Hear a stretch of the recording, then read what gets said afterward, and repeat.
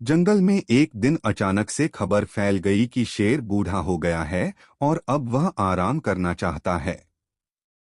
इसलिए जंगल के सभी जानवरों ने मिलकर नया राजा चुनने का फैसला किया। यह सुनते ही जंगल में हड़कंप मच गया और हर कोई सोचने लगा कि अगला राजा कौन बनेगा। हाथी, जो सबसे बलवान था, सोचने लगा कि राजा बनने का हक उसका है। बंदर, जो चालाक था, उसने सोचा कि चतुराई के कारण उसे ही राजा बनना चाहिए।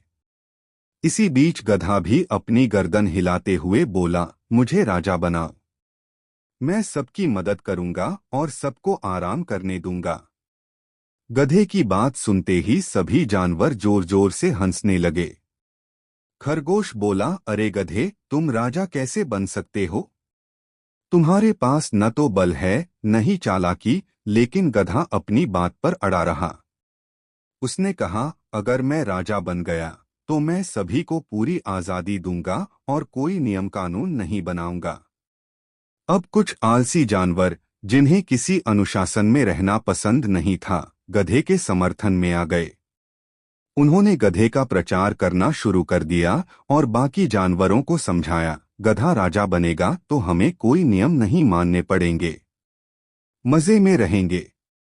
आखिरकार चुनाव का दिन आया और हर किसी की उम्मीदों के उलट गधा जीत गया। वह अब जंगल का राजा बन गया। राजा बनते ही उसने ऐलान कर दिया, अब से जंगल में कोई नियम कानून नहीं होगा।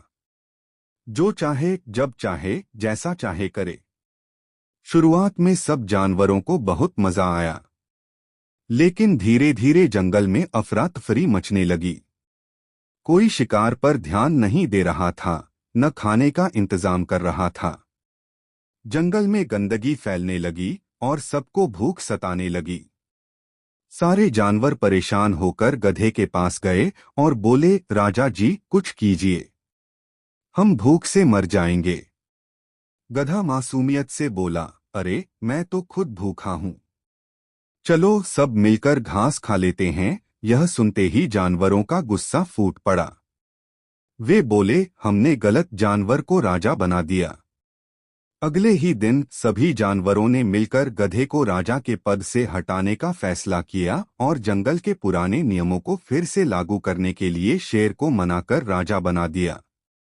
गधा, जो खुद भी राजा बनने की जिम्मेदारी से परेशान हो चुका था, खुश होकर अपने पुराने काम में लौट गया। इस तरह जंगल में एक बार फिर से शांति आ गई और सभी जानवर समझ गए कि राजा वही होना चाहिए जो समझदार और जिम्मेदार हो।